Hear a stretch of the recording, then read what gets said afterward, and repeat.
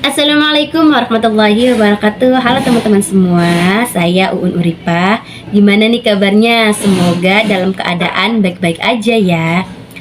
Pada video kali ini saya akan membahas mengenai gangguan makan yang dialami oleh Ella usia 12 tahun, yang mana Ella ini tuh punya berat badan cuma 18 kg aja.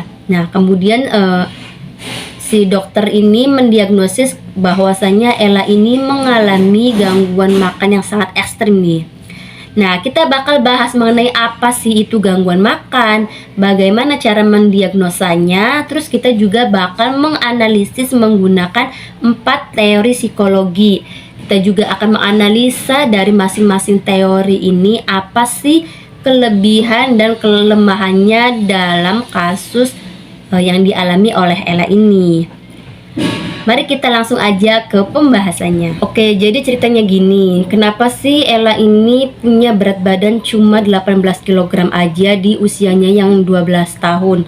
Nah, ternyata hal ini tuh dikarenakan Ella ini takut makan ya. Takut makan karena itu takut tersedak. Jadi dia tuh nggak mau makan. Nah, akhirnya orang tuanya ini membawa Ella ini ke dokter. Ternyata setelah pemeriksaan, Ella ini tuh didiagnosis punya gangguan makan ekstrim ya, gangguan ekstrim yang disebut dengan AFRID, yaitu Avoidant Restrictive Food Intake Disorder. Nah, jadi gangguan makan itu bukan cuma soal ingin kurus aja nih. Nah, ada banyak jenis gangguan-gangguan makan seperti anoreksia, bulimia. Nah, tapi gangguan makan AFRID ini itu lebih kepada makan yang sangat-sangat terbatas gitu. Nah, alasannya itu karena ketakutannya, tapi ketakutan di sini itu bukan ketakutan takut bentuk badannya tuh bakal berubah gitu kan. Nah, dalam kasus AFRID ini orang itu nggak bisa makan normal ya, karena dia itu takut, fobia akan tekstur makanan, takut tersedak, dan takut yang lainnya. Lalu gimana sih diagnosis AFRID ini dibuat? Nah, berdasarkan dari kisah Ella ini terdapat 4 diagnosis ya. Yang pertama adanya riwayat medis dan juga riwayat psikologi. Nah, jadi Ella ini waktu kecil ini pernah mengalami shock septic ya. Nah, itu merupakan jadi trauma besar dalam hidupnya, dan kemudian akhirnya ya trauma makan itu muncul lagi setelah itu. Yang kedua adalah gejala makanan. Nah, yang mana Ella ini sangat-sangat selektif terhadap makanan. Nah, dia itu takut tersendak, takut muntah. Nah, itu bukan cuma masalah pilih-pilih makanan aja, tetapi juga menolak semua jenis makanan yang menurut Ella ini untuk membahayakan dirinya. Terus yang ketiga adalah nutrisi dan juga berat badan. Nah, karena Ella ini makannya cuma sedikit, yang mana kebutuhan kalori dan gizinya ini tidak terpenuhi ya. Yang ada Ella ini mengalami penurunan berat badan yang sangat drastis. Terus diagnosis yang keempat adalah adanya intervensi dari profesional. Nah, ibunya ini itu menghubungi terapis spesialis dan akhirnya dilakukanlah terapi makan dan juga self reward. Nah, supaya Ella ini mau makan dan mau mencoba makanan-makanan yang baru. Jadi, diagnosis AFRID itu melibatkan dokter, psikologi, dan terapis makanan supaya bisa mengatasi ketakutan makan sekaligus juga menangani kekurangan gizinya. Oke, setelah kita tahu bagaimana cara diagnosis AFRID itu, mari kita juga menganalisa mengenai menggunakan teori psikologi dari kasus gangguan makan AFRID ini yang dialami oleh Ella. Yang pertama kita bakal menganalisa menggunakan teori psikoanalitik nih. Nah, menurut teori psikoanalitik mungkin terdapat konflik batin atau konflik yang tidak disadari nih, yang mana trauma masa kecil itu bisa menyebabkan kecemasan yang sangat mendalam. Nah, konflik batin itu seperti takut kehilangan kontrol, rasa bersalah, atau dorongan-dorongan yang tidak bisa diungkapkan, yang mana hal tersebut bisa dipindahkan ke tubuh lewat ketakutan akan makanan. Lalu apa aja sih kekuatan dari teori ini? Nah, ternyata kekuatan dari teori psikoanalitik ini memberikan wawasan yang sangat mendalam ya. Hal ini tuh bisa menjelaskan kenapa trauma akan masa lalu itu, seperti infeksi parah, rumah sakit, itu bisa sangat berpengaruh sekali. Nah, terus kemudian juga bisa membantu terapi jangka panjang. Dengan menggali akar emosi, terapis itu bisa membantu Ella bagaimana memproses trauma, bukan cuma memperbaiki kebiasaan makan. Terus kelemahan dari teori ini itu sulit dibuktikan secara ilmiah ya, karena konflik tidak sadar itu sulit banget untuk diukur, jadi nggak mudah untuk diukur. Terus juga terapi psikoanalitik ini tuh bisa memakan waktu yang sangat lama dan butuh komitmen yang tinggi dari pasien dan juga keluarga. Terus mungkin juga karena terlalu abstrak ya untuk anak-anak usia 12 tahun, mungkin ya susah, masih belum bisa memahami bagaimana sih konsep-konsep dari konflik id dan superego. Oke, selanjutnya kita akan menganalisa menggunakan teori behavior ya. Nah, menurut teori behavior, perilaku makan Ella ini tuh bisa dilihat sebagai hasil pembelajarannya. Nah, misalnya nih, setiap kali makan atau mencoba makanan yang baru, dia itu mendapatkan reward ya. Ya bagaimana Ella ini misalnya bisa mendapatkan hati yang bisa ditukar boneka. Intinya mah kayak kalau misalkan Ella ini makannya bagus, nanti bakal dikasih hadiah nih, kayak gitu kan. Dan itu merupakan reinforcement positif yang memperkuat perilaku makan yang baru. Nah, kekuatan dari teori ini itu terapis ini sangat praktis ya, bagaimana sistem reward ini bisa sangat efektif bagi anak-anak.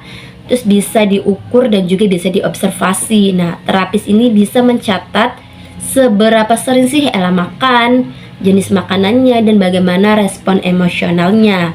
Terus juga kekuatannya yaitu mendorong perubahan dengan cepat. Mendorong perubahan cepat dengan reinforcement ya. Nah, bagaimana kebiasaan makan lambat itu bisa berubah menjadi kebiasaan yang makan yang lebih sehat apabila itu konsisten. Nah, kelemahan dari teori ini itu bisa terlalu sangat sederhana ya. Hal ini terjadi karena fokusnya itu cuma pada perilaku, nggak melihat kenapa dibalik ketakutan makan yang dialami oleh Ella ini. Terus kelemahan selanjutnya itu adanya ketergantungan reward ya. Nah, jika reward ini dihentikan, mungkin perilaku makan yang buruk itu akan kembali terjadi. Terus juga kelemahannya ini nggak cukup menangani trauma ataupun emosi yang mendalam, karena teori behavior ini hanya memperbaiki kebiasaan, tapi tidak menyembuhkan akar psikologinya. Selanjutnya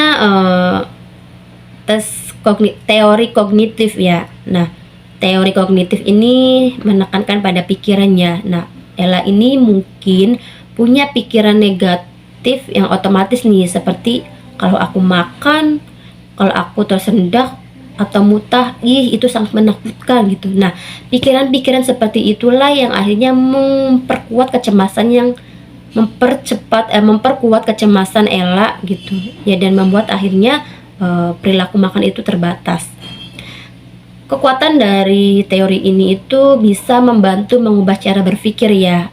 Nah, lewat terapi seperti kognitif behavior, Ella juga bisa belajar mengevaluasi pikirannya dan juga menantang keyakinan takutnya. Nah, teori ini tuh terbukti secara efektif ya, terbukti efektif. Nah, banyak penelitian menunjukkan bahwasannya kognitif behavior terapi ini bisa membantu gangguan makan.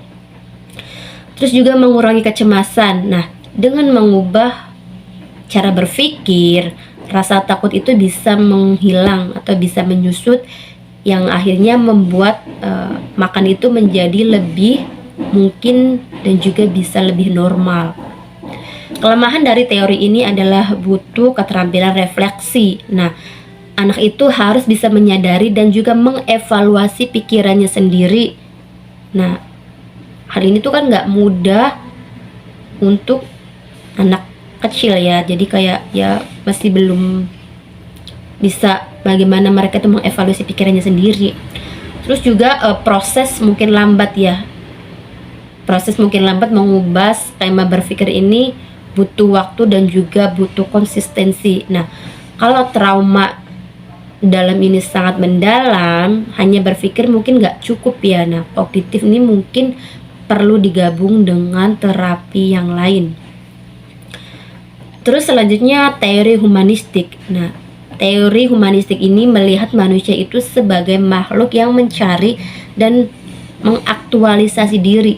Nah, mungkin Ella ini tuh merasa cemas, gak dipahami, atau kesepian karena pengalamannya ya, seperti trauma, perawatan rumah sakit, dan makan menjadi cara untuk bicara tentang rasa takut atau kesendiriannya. Kekuatan dari teori ini itu fokus terhadap empati dan juga penerimaan. Nah, terapi ini bisa membangun hubungan yang aman di mana Ella ini merasa didengar dan juga merasa dihargai. Memperhatikan makna subjektif ya, bukan cuma fokus gimana dia makan, tapi juga kenapa sih makan itu penting secara emosional. Membantu pertumbuhan individu. Nah, selain memperbaiki makan, juga bisa membantu Ella ini membangun rasa percaya diri, harga diri, dan juga pemahaman diri. Kelemahan dari teori ini yaitu kurangnya konkretnya investasi langsung dibandingkan dengan behavior ya.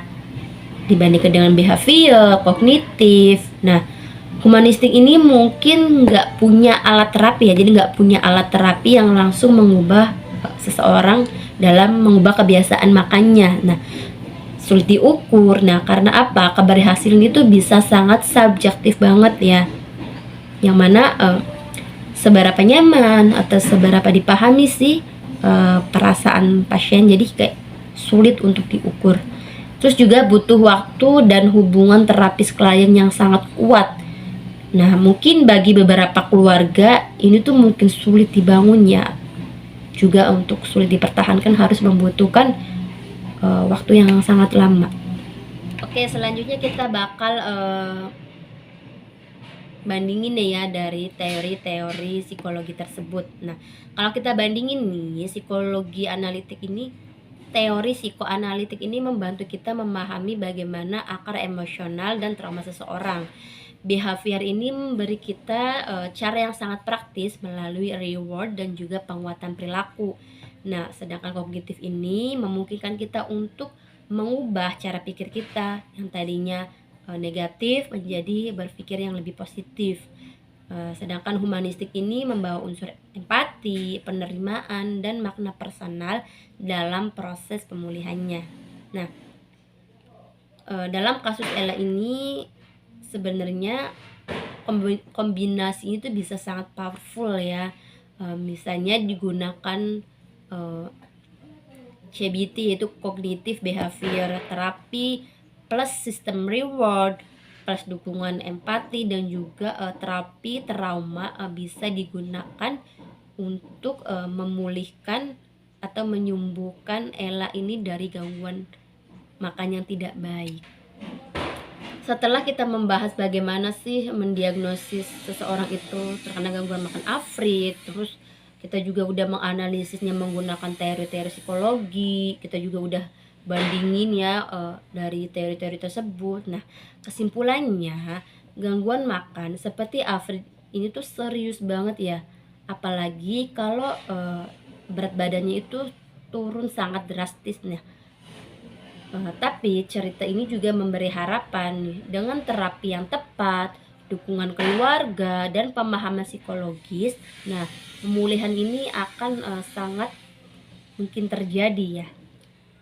Kalau kamu dan keluargamu atau orang-orang di sekitarmu yang sedang mengalami masalah yang sama dengan Ella gitu kan, takut makan, menolak makanan, atau berat badannya sangat rendah sekali gitu, jangan ragu untuk minta bantuan pada profesional seperti psikolog, ahli gizi, dan juga dokter. Oke, terima kasih sudah menonton video sampai akhir. Terima kasih. Semoga hal ini bisa bermanfaat ya. Assalamualaikum warahmatullahi wabarakatuh.